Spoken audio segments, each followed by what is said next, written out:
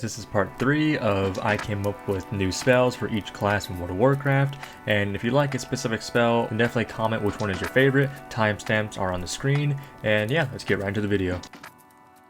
Alright, up first we have the Paladin. Let's hope I can make a lot of Paladins happy, because Paladins are the most RP class in any game. Alright, they're the most RP players, RP class. Alright, they're very interesting people. So let's see what we got here. We got Fist of Tyr.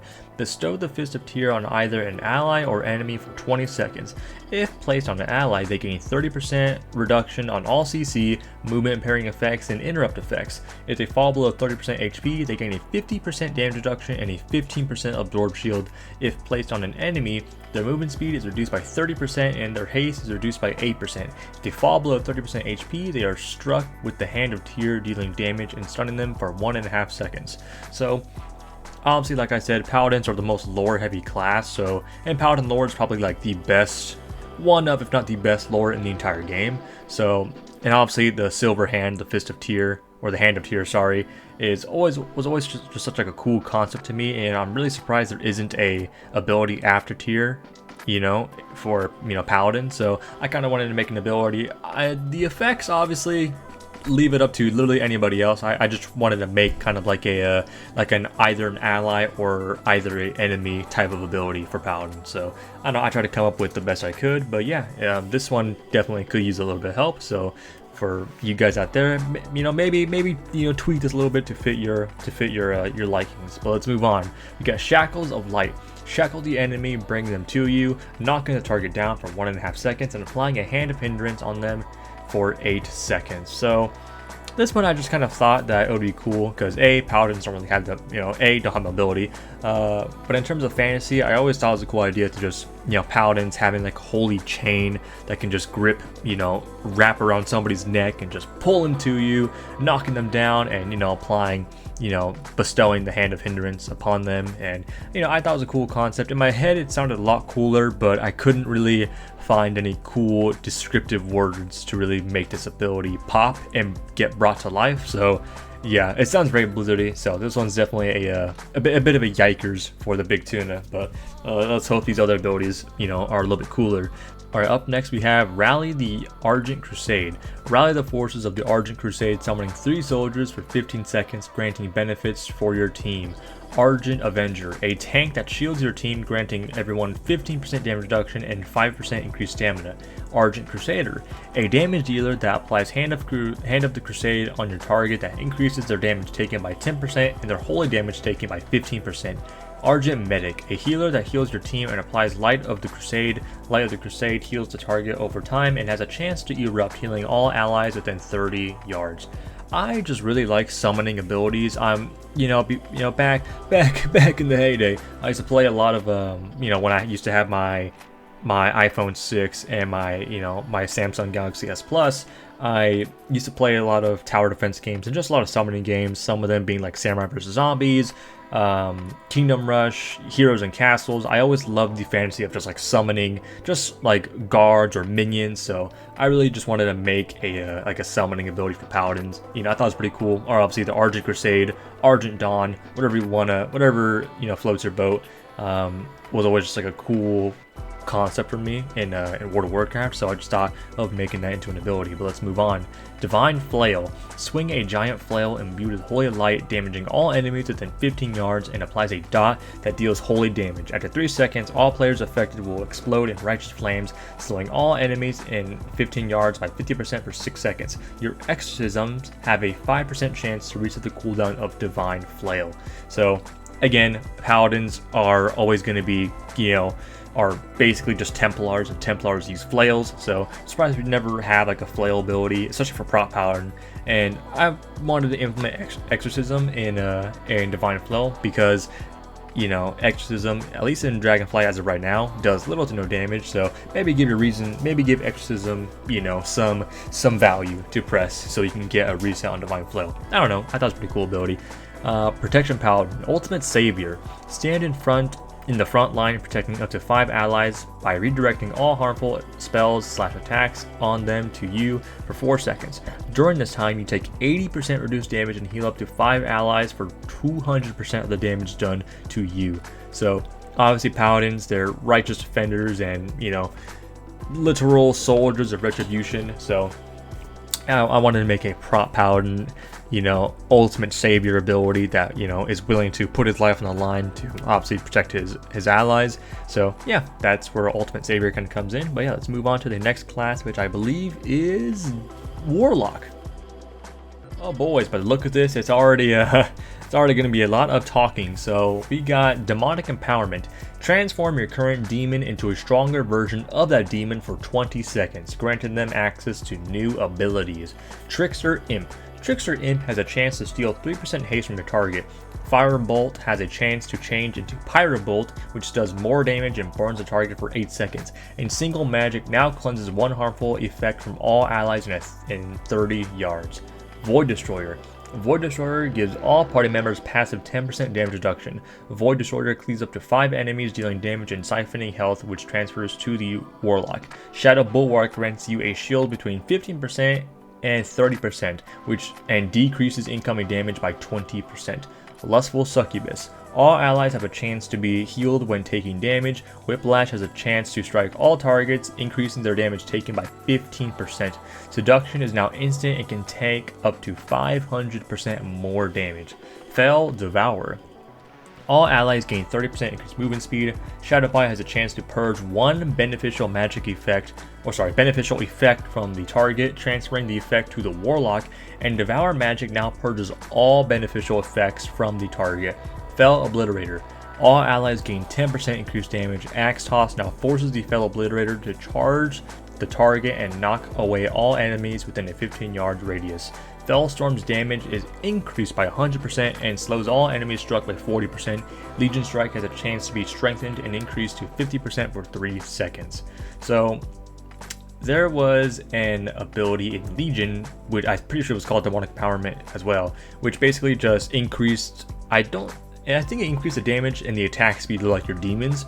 So I also thought that was a cool ability, and just the fact that you can, you know, before they were turned into glyphs, you could summon like Infernals and, you know, like the Chivalry and the Observers as like actual regular minions. Like they weren't like, you know, 3-minute cooldown minions. They were actual summoned demon, you know, minions. So I always thought that was pretty cool that they were just like way better versions of like, you know, your normal demons. So I just thought it was pretty cool to have an ability that just transforms your basically like a dark transformation, but for warlocks, for every demon. So having their own beneficial effects, and, you know, hey, maybe you want to pick Trickster Imp for extra haste and just a little more damage. I don't know. I thought it was a pretty cool concept, but yeah, let's move on. We got Fell Reaver. Whew, probably my favorite ability, to be honest.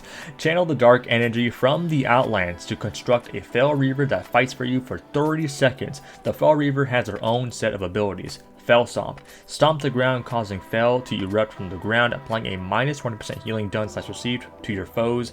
Construct Flurry. Fell Reaver rapidly strikes a target 4 times, dealing damage. Fell Eruption. Fell Reaver attacks have a chance to leak Fell energy from its body. All allies that consume these leaks heal for 15% of their HP. And Fell Annihilation. Before death, the Fell Reaver erupts, dealing damage to all players and increases everyone's damage done by 15% for 8 seconds. So obviously Fell Reavers, I don't know how prominent they are in the lore. All that I know is that they're just really awesome. And, you know, Varian killed the Fell Reaver, which is pretty badass. But yeah, Fell Reavers are always just like one of the most iconic just mobs in the game. So I just thought it'd be pretty cool that Warlocks could literally construct a giant, maybe not a giant Fell Reaver, but like a pretty large mass, you know, Fell Reaver to just attack your opponent. You know, basically like a cooler version of Infernal. So I just thought it was really cool. This one definitely captured my my little bit of fantasy more than anything else. But yeah, let's move on. We got Summon Puppet Master. Ooh, a new summon demon. Summon a playful Puppet Master under your command, toying with your opponent's mind. Puppet Master lobs bolts of shadowy flames that deal shadow flame damage and bypasses all absorbs and reflex except for immunities, and increases your shadow fire, shadow flame, and chaos damage by 1%, stacking up 10 times. The Puppet Master is able to pull the strings of the show, causing you or a friendly target to absorb all damage for 2 seconds and redirect the damage absorbed back to the attackers attackers after 3 seconds. Command ability, Puppeteer. Dominate the mind of your target, causing the target to attack the Puppet Master for 3 seconds and healing the lowest health ally within 20 yards for 25% of the damage done to Puppet Master. Players have a 50% chance to resist this ability. So I just thought it was pretty cool.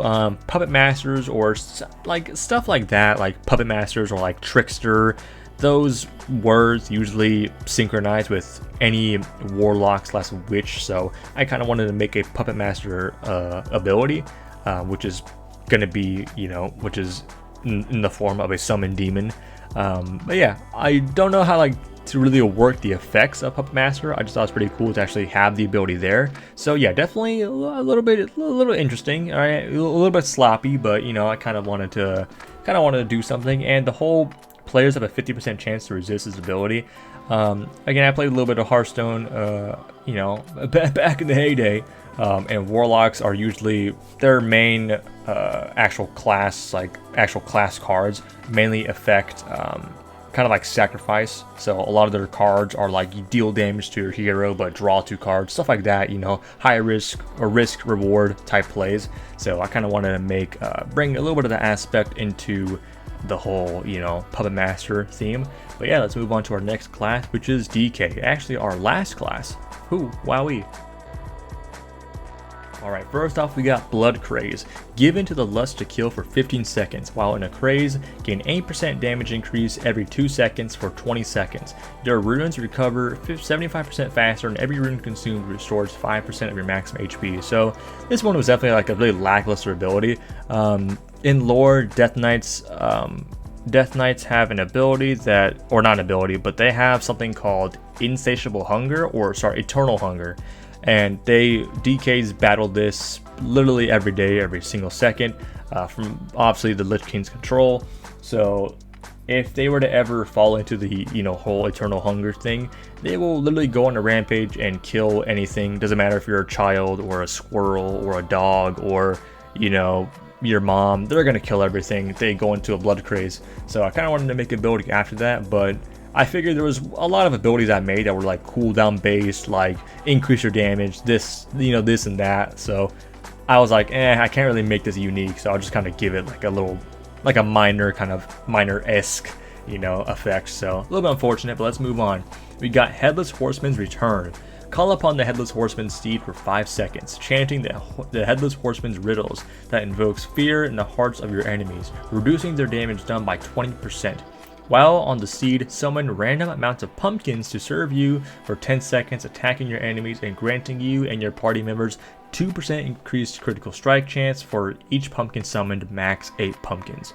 So Headless Horseman was always like one of the coolest one of the coolest characters in WoW for me. I always thought he was just like some random NPC, but no, he's an actual lore character. He was in the Scarlet Crusade, and his mind was twisted and corrupted through the words of Satan Dathrahane, I think, the guy who was secretly Balnazar, the Dreadlord, and he went on a rampage and killed everybody, in this village that was peaceful, but Satan Dathrahane, or I think a different commander, basically told him that these are actually Scourge undead in disguise. He killed everybody and he didn't realize that he actually murdered his wife and his daughter.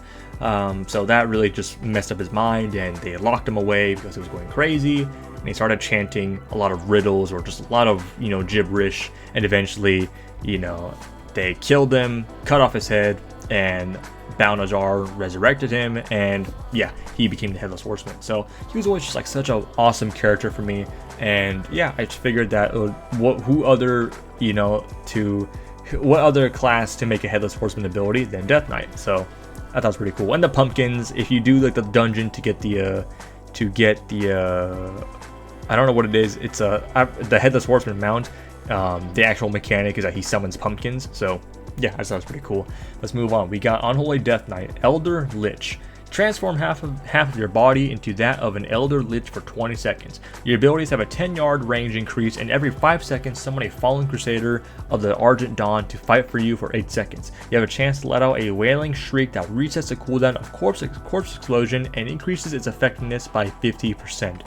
So yeah, Elder Liches were always just like a, cool concept in WoW, and obviously, we always thought that we were going to get Liches in as an actual playable class, but it's been like how many years since we've been holding on to that dream. Probably never going to happen. So I at least thought it would be pretty cool to give at least Unholy Death Knights an ability that transforms them, at least half of their body, to an Elder Lich. So I thought it was pretty cool. And then summoning, minions of the Argent Dawn. Liches are summoners, so I figured it's pretty accurate. And then having the chance to reset Corpse Explosion, I thought it was pretty like a little cool mechanic. Reset abilities always were pretty interesting to me, so I always thought those abilities were really fun. So let's move on. We got All for One. Fucking weeb here. Steal a portion of your allies' souls up to 3, increasing your damage dealt by 10% for 10 seconds for each ally affected, but also increasing their damage taken by 25% for 10 seconds. When this effect ends, your own soul is strained, stunning you for 2 seconds, and also returning the souls you've taken, increasing your allies' damage dealt by 20%. So I thought it was pretty cool, since DKs obviously they steal souls, much like a lot of other characters, classes in the game. I thought it was pretty cool to have like a risk reward type ability that also affects your allies. So just stealing their soul, increasing their damage taken, but increasing your damage dealt. I thought that was pretty cool. And then obviously, now backlashing to you by stunning you and then giving them the 20% damage increase. I thought it was pretty cool. So, All for One DKs. Yeah. But next we got Blood Death Knight, Crimson Blood. Bathe all of your enemies in crimson blood for 8 seconds, slowly burning away their flesh, dealing damage over time. If crimson blood is dispelled, cause the dispelled target to explode with blood, dealing damage to all enemies and healing the Death Knight for 15% of the damage dealt. If crimson blood remains undispelled or reaches its duration, reduce the target takes by 8% for 6 seconds. So the effects definitely needs a little bit of work. But I just thought that was, crimson is always just like probably my favorite color ever, besides black, bloody emo. But yeah, crimson is just such like a beautiful color, and crimson blood is just like, I don't know, for some reason that just, those two words synchronize so well with each other. So I just thought it'd be pretty cool to give DKs a crimson blood ability. But yeah, the effects definitely could use a bit of work, but just the idea I thought was pretty cool. But yeah, that is all the classes we have, and that's all the classes we have that wrap up the 3 parts of the videos. So hopefully you guys enjoyed. If you like a specific ability or set of abilities, definitely comment which one is your favorite. And yeah, I'll definitely be creating more abilities. Why? Because it's fun. I just have a good time, creating these abilities, really diving into lore and, just fantasy. So yeah, hope you guys enjoyed this journey with me, and yeah, I'll see you guys in the next life. Peace.